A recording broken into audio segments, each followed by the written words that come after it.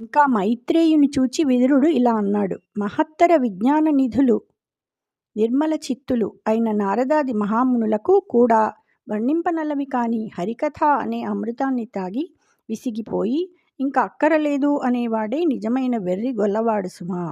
మునిశ్రేష్ఠ, శ్రీమన్నారాయణుని చరిత్ర అనే అమృతాసక్తితో సంసార దుఃఖాలన్నీ తొలగించు. సతతమున్ సరసీరుహోదర సత్కథామృతపూరమున్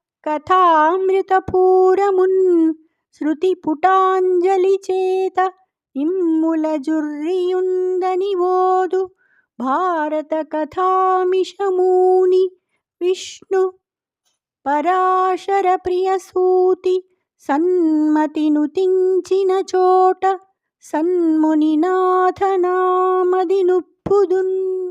ఉత్తమముని శ్రేష్ఠ, ఆ శ్రీకృష్ణుని కథామృత ప్రవాహాన్ని చెవులనే దోసిళ్లతో తాగి కూడా నాకు తృప్తి కలగదు.